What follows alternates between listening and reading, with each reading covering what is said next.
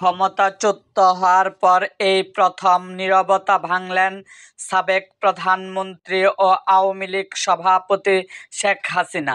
ভারতে আশ্রয় নেয়া শেখ হাসিনা অভিযোগ করেছেন, তাকে ক্ষমতাচ্যুত করার ক্ষেত্রে যুক্তরাষ্ট্রের মতো বিদেশি শক্তিগুলোর হাত রয়েছে। আওয়ামী লীগ সভাপতি শেখ হাসিনা গতকাল শনিবার তার দলের নেতাকর্মীদের উদ্দেশ্যে একটি বার্তা দিয়েছেন। এই বার্তায় তিনি এমন অভিযোগ করেন।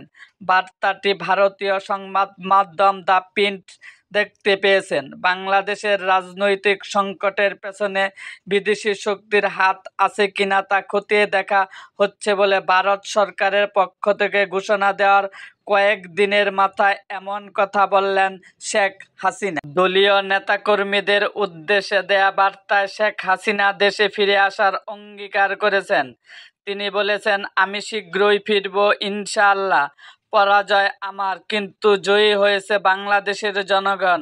আমি নিজেকে সরিয়ে নিয়েছি। আপনাদের সমর্থন নিয়ে আমি এসেছিলাম। আপনারা ছিলেন আমার শক্তি। আপনারা যখন আমাকে চাননি তখন আমি নিজে থেকে সরে গেছি, পদত্যাগ করেছি। আমার যেসব কর্মী সেখানে আছে তারা কেউ মনোবল হারাবেন না। আওয়ামী লীগ বারবারই উঠে দাঁড়িয়েছে। বার্তায় শেখ হাসিনা বলেন, আমি যদি যুক্তরাষ্ট্রের হাতে সেন্ট মার্টিন ও বঙ্গোপসাগর ছেড়ে দিতাম তাহলে আমি ক্ষমতায় থাকতে পারতাম। অনেক দিন ধরে যুক্তরাষ্ট্রের সঙ্গে শেখ হাসিনা সরকারের টানাপোড়েন চলছিল। চলতি বছরের জানুয়ারিতে অনুষ্ঠিত জাতীয় সংসদ নির্বাচনের আগে শেখ হাসিনা বলেছিলেন, তিনি এক শ্বেতাঙ্গ ব্যক্তির কাছ থেকে তিনি একটি প্রস্তাব পেয়েছেন। তাকে বলা হয় বিমান ঘাঁটি করতে দেওয়ার বিনিময়ে তিনি সহজেই ক্ষমতায় আসতে পারবেন। শেখ হাসিনা এ ধরনের বিদেশি শক্তির দ্বারা ভয়াবহিত না হওয়ার জন্য নতুন অন্তর্বর্তীকালীন সরকারকে সতর্ক করেছেন।